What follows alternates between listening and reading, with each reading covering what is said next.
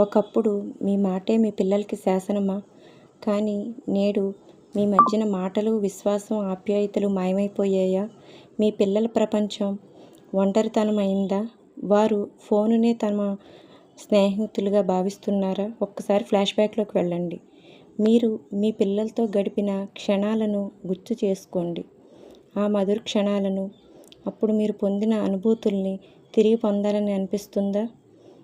కానీ మీ మధ్యన ఏర్పడిన కమ్యూనికేషన్ గ్యాప్ని ఫిల్ చేయడం ఎలాగా?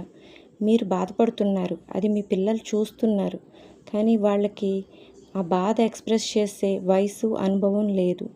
మీ ఇద్దరి బంధం బలోపేతం కావాలంటే మీకు ఒక ఎక్స్పర్ట్ సహాయం కావాలి. ఒక మార్గదర్శకుని సహాయంతో మీరు కొత్తగా మారండి. ఆ మార్గదర్శినిగా నేనున్నాను. తిరిగి మీ బంధాన్ని మళ్ళీ బలంగా తీర్చిదిద్దండి. ఎందుకు అంటే ఆ క్షణాలు మధుర క్షణాలు. అవి ఎప్పుడు మీ వెంటే ఉండాలి.